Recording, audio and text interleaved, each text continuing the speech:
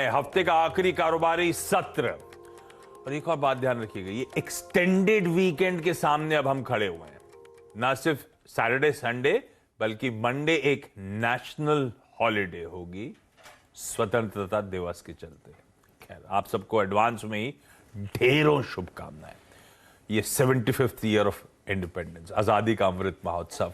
अच्छा, बढ़िया मूव्स, बढ़िया मोमेंटम। कल भी एक्सपायरी अच्छे नोट पे ही हुई। यहां ये कहने की बात अलग है कि ऊपरी स्तर पर टिक नहीं पाए, वो सब होगा इप्स एंड बट्स, लेकिन 125 अंकों का उछाल 17,660 के लेवल्स पे जाके हमने वीकली एक्सपायरी होती हुई देखी। वो गैप अप बढ़िया रहा, 150 पॉइंट वाला रहा, एक 125 के आसपास, लेकिन 125 पॉइंट के गैप हमने इंटैक्ट रखा क्लोजिंग तक। ये अच्छी बात थी। और आज हमारे लिए एक इंपॉर्टेंट दिन बन जाता है, क्योंकि अब तक तो हम पहले सब सेंट्रल बैंक्स का एक्शन, उसके बाद चाइना और क्या यूएस के इन्फ्लेशन की रिपोर्ट पर रिएक्ट कर रहा था। आज हमारी बारी है। आज हमारे रिटेल इन्फ्लेशन के आंकड़े आने, वो सबसे इंपॉर्टेंट नंबर हमारे सामने खड़ा होगा। और एक्सपेक्टेशंस बिल्कुल सही प्रोड्यूसर साहब ने लिख दिए स्क्रीन पे।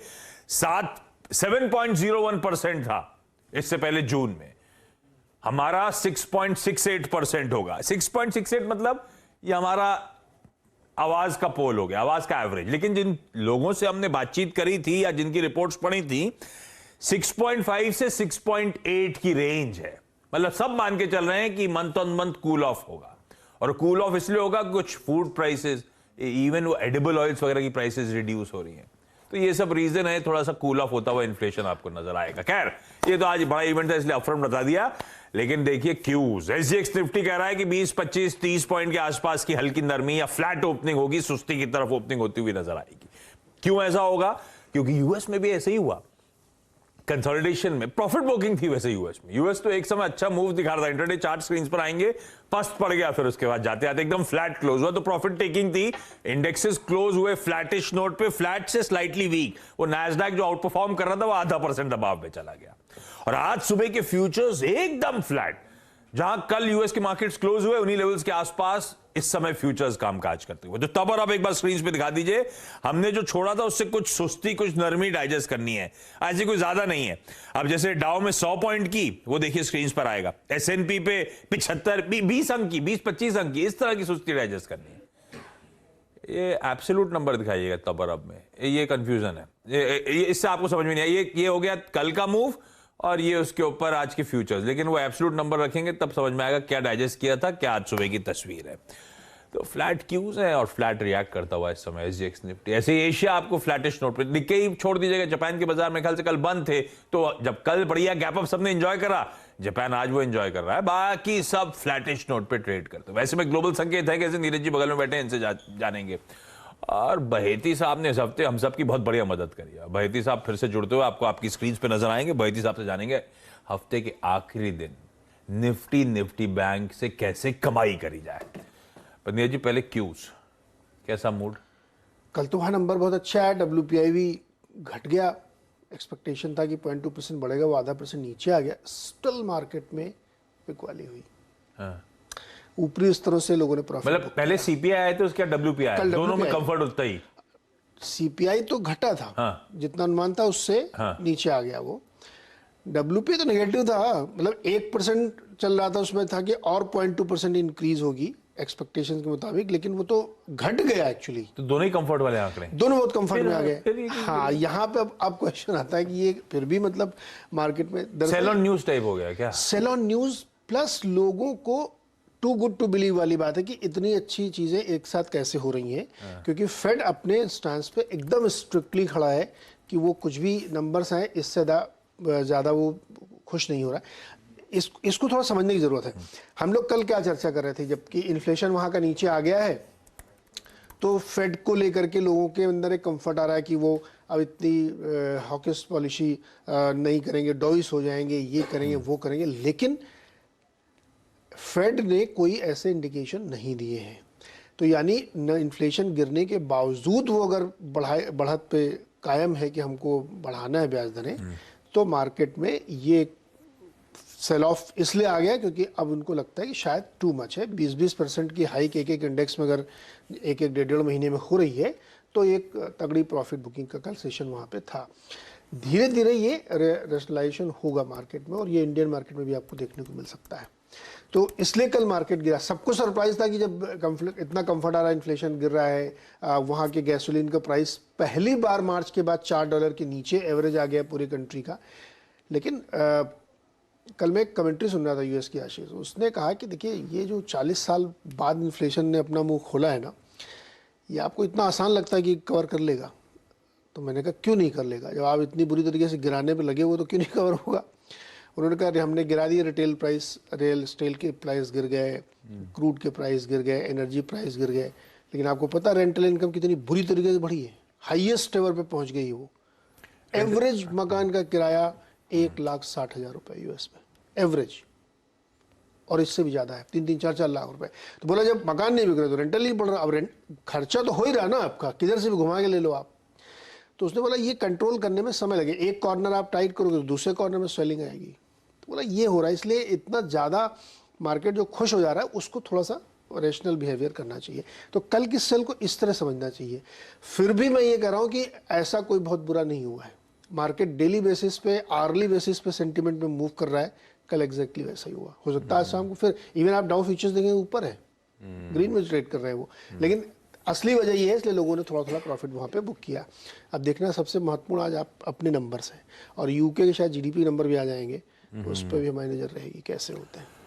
चलिए भाई, ये सारे इवेंट जिन पे नजर रहेगी, थोड़े से कंसोलिडेशन, थोड़ी सी प्रॉफिट टेकिंग यूएस में देखने को मिली थी। देखते हैं हम कैसा बिहेव करेंगे। हफ्ते हम एक्सटेंडेड वीकेंड पे भी जा रहे हैं, पर ये कहने वाली बात है, पिछले फ्राइडे को हम कह रहे थे वीकेंड पे जा रहे हैं, फ्राइडे को ताड़ के खड़ा हो गया था बाजार जाते जाते। तो ये सब कहने वाली बात है। मूड सेंटिमेंट दिन के दौरान कैसा सेट होगा ये बहती साहब आपको बताएंगे। बहती साहब गुड मॉर्निंग। भाई कंसोलिडेशन के टाइप्स के सिग्नल आ रहे हैं, क्या करना है बाजार में? आज निफ्टी में कोई कमाई की स्ट्रैटेजी बनती है क्या? Good morning Ashish ji. Good morning neither जी। Good morning Ashish ji, structure तो काफी अच्छा है निफ्टी का।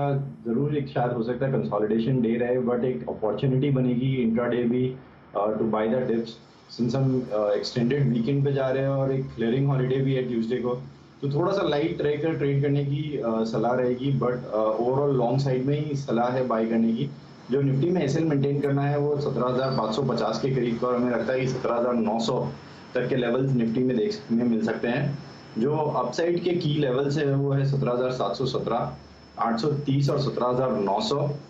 डाउनसाइड के लिए जो निफ्टी के की लेवल्स हमें दिख रहे हैं वो है 17,640 और 17,570। अगर मैं बैंक निफ्टी की बात करूं तो हमने कल भी शो में ये डिस्कस किया था कि निफ्टी का जो गैप अप है उसे नहीं चेज करना है, लेकिन अगर चेज करना ही कुछ है तो बैंक निफ्टी का गैप अप जरूर चेज किया जा सकता है। उसका रीजन ये है कि आईसीआईसीआई एक्सेस जिस हिसाब से प्लेस्ड है, इवन कल हमने पीएसयू बैंक में भी एक अच्छी रैली देखने मिली, तो बैंक निफ्टी बहुत ज़्यादा अच्छा स्ट्रक्चर दिख रहा है। हमें लग रहा है कि बैंक निफ्टी में अभी भी बहुत ज़्यादा हेडरूम है कंपेयर टू निफ्टी, और एक यहाँ से अपस्विंग अगर प्ले करना है तो बैंक निफ्टी ज़्यादा बेटर है निफ्टी के मुकाबले तेज़ी की तरफ बेट्स लगाने के लिए। जो एसएल बैंक निफ्टी में मेंटेन करना है वो है 38,600 के करीब, और हमें लगता है कि 39,000 ब्रेक होगा अगर बैंक निफ्टी में, तो एक बहुत अच्छी शानदार रैली देखने मिल सकती है। तो इनिशियल जो टारगेट है बैंक निफ्टी के 39,300 के, लेकिन हमें लगता है कि 39,000 के बाद इसमें एक बहुत अच्छी रैली देखने मिलेगी। सो की लेवल जो है बैंक निफ्टी के लिए 39,000 ऑब्वियसली एक साइकोलॉजिकल लेवल है, तो एक की लेवल बन जाता है, और जिस हिसाब से कॉलराइटर्स खड़े हैं वहाँ पर, तो 39,000 एक की लेवल है। उसके बाद जो है 39,270 ऑन द अपसाइड, और डाउन साइड में 38,770 एंड 38,650 जरूर मार्क करके रखे चार्ट्स पे।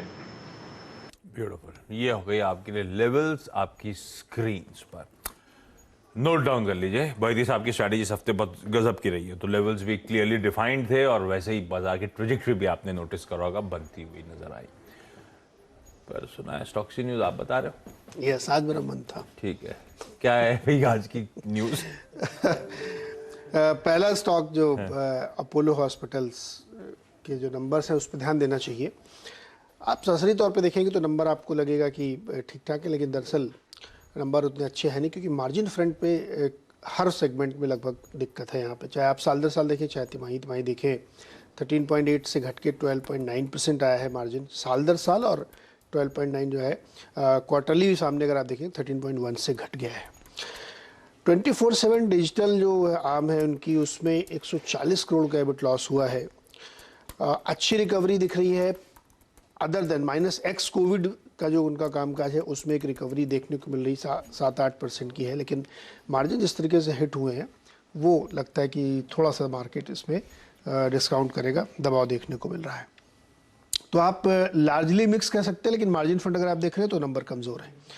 औरबिंदो फार्मा में भी ऐसे ही नंबर लग रहे हैं कि अनुमान जो था रेवेन्यूज से थोड़ा सा उम्मीद आया, लेकिन यहाँ पे भी मार्जिन पे असर। देखिए जितनी भी फार्मा कंपनीज हैं उनको उनका जो एक्सटर्नल बिजनेस था भारत से बाहर का, उसमें सभी कंपनियों को नुकसान हो, क्योंकि प्राइसिंग तेजी से गिरी है जेनरिक यूएस में, तो उसका असर सब कंपनियों में देखने को मिल रहा है। इनके रेवेन्यू हालांकि 9% बढ़ के 6200 करोड़ के आसपास आए हैं। एस्टिमेट भी था कि करीब 6000 करोड़ के आसपास, इसलिए रेवेन्यू थोड़ा सा बेटर है यहाँ पे, लेकिन एस्टिमेट 630 के सामने 697 करोड़ प्रॉफिट। लेकिन मार्जिन आप देखिए 21 से घट के 15% है, तो यहाँ पे भी वही कहानी देखने को मिल रही है। गार्डन रीच शिप बिल्डर्स में नंबर काफ़ी बढ़िया दिख रहे हैं। यहाँ पे 20 के सामने 50 करोड़ का प्रॉफिट आया है और 0.63 के सामने 5.77 का मार्जिन है, ये अच्छा इंप्रूवमेंट है। और ऑपरेटिंग नंबर्स जो है, ऑपरेटिंग प्रॉफिट भी वो भी 33 करोड़ आया है, 1 करोड़ छोड़ के। तो एक तरीके से टर्न राउंड भी कह सकते हैं आप, लो बेस की वजह से वहाँ से काफ़ी अच्छे यहाँ पे देखने को मिले हैं। गुजरात अंबुजा एक्सपोर्ट के भी नंबर वीक माने जाने चाहिए, क्योंकि जब ग्रेन के प्राइसेस बहुत हाई थे तो एक्सपोर्ट का इनको बेनिफिट हुआ, लेकिन अब प्राइसेस नीचे आए तो मार्जिन घट गया, 3% मार्जिन नीचे आ गया, 16 से 13% पे आ गया, और एबिटा लेवल पे भी फ्लैट या स्लाइटली नेगेटिव है, यहाँ पे ध्यान रखना चाहिए। तो एब्सोल्यूट टर्म में नंबर आप देखेंगे तो आपको ठीक लगेंगे, लेकिन इंटरनली देखेंगे तो यहाँ पे दिक्कत है। KNR कंस्ट्रक्शन कंपनी आई, इसमें भी मार्जिन में दबाव देखने को मिला, लेकिन अदरवाइज नंबर इसके ठीक दिख रहे हैं साल दर साल। तो उस क्वार्टर से शायद इसलिए आप कंपेयर कर सकते हैं कि उस समय कंस्ट्रक्शन एक्टिविटीज़ बंद थी, तो अगर आप इस तिमाही से कंपेयर कर रहे हैं तो नंबर आपको यहाँ पे ठीक दिखेंगे, लेकिन मार्जिन का इम्पैक्ट इनके ऊपर भी देखने को मिला है।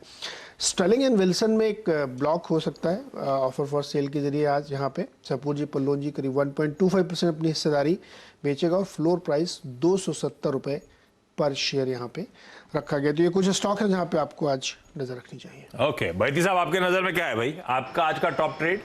ये कहीं एरोप्लेन के पास बैठे हो गया आप?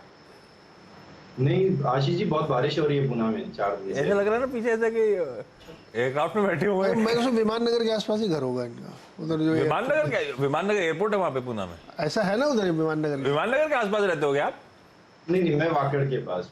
नहीं तो वाकड़ तो पुणे बॉम्बे हाईवे से आप निकले तो बेंगलोर की तरफ जाते हैं तो वाकड़ तो हाईवे के पास ही है ना। बारिश की आवाज यहाँ तक आ रही, सोचो बहुत बारिश हो रही है। ये आज वैसे वार्निंग तो हमारे पे आई थी, तो मुंबई में भी तो हो रही है जोरदार, हवा भी चल रही बहुत मुंबई तेज। टाइप हो नहीं, हाँ हवा और बारिश तो ब्रेक टाइम हो गया। सब पीछे से कह रहे हैं भाई साहब आपका टॉप ट्रेड। आईसीआईसीआई बैंक है टॉप ट्रेड। कल उसने अपने ऑलमोस्ट हाईएस्ट क्लोज दिया और ऑल टाइम हाई के बहुत नजदीक में आके खड़ा है। जिस हिसाब से इस इतने हाई पे 1.26 का पीसीआर है, बहुत ज्यादा इंप्रेसिव। अगर मैं कल की बात करूं तो करीब करीब 24 लाख पुट ऐड हुआ है, उसके अगेंस्ट में 5 लाख कॉल राइटर्स ने पोजीशंस क्लोज की है। बहुत ज्यादा बेटर प्लेस लग रहा है। 880 एंड 900 के टारगेट्स के लिए खरीदारी की सलाह रहेगी। जो स्टॉप लॉस लगाना है वो 845 का। और बहुत ही गजब के मूव आईसीआईसीआई बैंक में, रिजल्ट से पहले बनना शुरू हुए, रिजल्ट ने वो कॉन्फिडेंस और बढ़ा दिया स्ट्रीट का, और उसके बाद से इसने रोकने का नाम नहीं लिया है। रडार पे रखिए, ये पॉजिटिवली सरप्राइज अभी भी करेगा सबको। भाईती साहब कह रहे हैं जिस तरह की पोजीशंस बिल्डअप हो रही हैं, जिस तरह के एग्रेशन है, ये स्टॉक आज का एक प्रेफर्ड बाय कॉल। लेवल्स थोड़ी देर में आपकी स्क्रीन पर आ जाएंगे। भाईती sir thank you so much जुड़ने के लिए। भाईती साहब आज फिर जब मुनाफे की तैयारी में हमारा पैनल जुड़ेगा, भाईती साहब उसमें शिरकत करेंगे तो और बातचीत होगी उनसे। यहां पे ब्रेक ले लेता हूं, ब्रेक के उस पार आज का events calendar.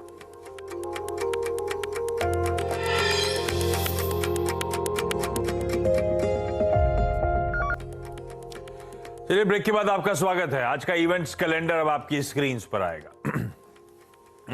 Friday extended weekend से पहले का सेशन वो अपनी जगह, लेकिन आज सीपीआई इन्फ्लेशन के जुलाई के और इंडस्ट्रियल आउटपुट के जून के आंकड़े रिलीज होंगे। 4 निफ्टी की कंपनीज के numbers, Divi's Lab, Grasim, Hero MotoCorp, ONGC. इसके अलावा 9 वायदा बाजार की कंपनीज और जिनके नंबर्स आज, Apollo Tyres, Astral, Hindustan Aeronautics, India Cements, Muthoot Finance, Info Edge, PFC, Sun TV, Zee Entertainment. इन सब के रिजल्ट, सब वायदा बाजार के कॉन्स्टिट्यूएंट जिनके नंबर्स आने। उसके बाद तो कैश मार्केट के नंबर्स भी आपको आपकी स्क्रीन पे नजर आ रहे होंगे, उस पर नहीं जाता, वो लंबी लिस्ट है जिसमें कुछ इंपॉर्टेंट नाम है, एलआईसी जैसे नंबर्स भी है। कई सारे एक्स डिविडेंड्स हैं, लेकिन ऐसा कोई बहुत नोटवर्दी नहीं है जिसको मैं अलग से मेंशन करूं, इसलिए आगे बढ़ रहा हूं। आज प्राइमरी मार्केट्स में हलचल लौटेगी और ये मेरे ख्याल से 2 से 3 महीने बाद वापस प्राइमरी मार्केट्स में हलचल से मेरा मतलब है दरअसल आज से एक आईपीओ खुलने जा रहा है। सिरमा एसजीएस टेक्नोलॉजी आज खुलेगा 18 अगस्त, अगले हफ्ते थर्सडे तक खुला है। 209 रुपए से 220 रुपए का प्राइस बैंड, 840 करोड़ रुपए जुटाने की योजना। कैसा आईपीओ है, इस पे 8:45 बजे एक एनालिस्ट से बात करेंगे और फिर मैनेजमेंट की भी सुनेंगे। 10:15 बजे आज इस कंपनी का टॉप मैनेजमेंट यहीं स्टूडियोज में मौजूद होगा, समझेंगे उनका बिजनेस मॉडल। आज एक और महिंद्रा का लॉन्च है भाई साहब। आज वो महिंद्रा स्कॉर्पियो क्लासिक जो है, न्यू महिंद्रा क्लासिक मतलब आज लॉन्च होगी, उसको नए रूप में ला रहे हैं भाई। 11:30 बजे अनवेल करेंगे। बैंक ऑफ बड़ौदा अपने एमसीएलआर मतलब बेसिकली अपनी लेंडिंग रेट्स आज से बढ़ाने जा रहा है अक्रॉस टेन्योर्स। और सेंट्रल गवर्नमेंट आज 32,000 करोड़ रुपए बॉन्ड्स की सेल के जरिए मोबिलाइज करेगी। तो पब्लिक डेट को फाइनेंस करने के लिए कई सारे ऑनगोइंग प्रोजेक्ट्स को कहा जा रहा है फाइनेंस करने के लिए 32,000 करोड़ रुपए जुटाए जा रहे हैं। ये हो गया आज के इंपॉर्टेंट सारे डेवलपमेंट्स। कुछ और ताजा खबरें आ रही हैं, वो आपकी स्क्रीन पर टिकटिंग नीचे फ्लैश कर रही है, नोट डाउन करते चलिएगा। मैं जा रहा हूं छोड़ के आपको एसजीएक्स निफ्टी के साथ। एक फ्लैटिश ओपनिंग क्या है, लोअर लेवल से कुछ रिकवरी आ रही है, तो एकदम फ्लैट कल की एक्सपायरी के लेवल्स पर हम शायद आज शुरुआत करेंगे। इस नोट पर आज के मॉर्निंग कॉल में इतना ही। ब्रेक ले रहा हूं, ब्रेक के उस पार सीधा सौदा। नमस्कार।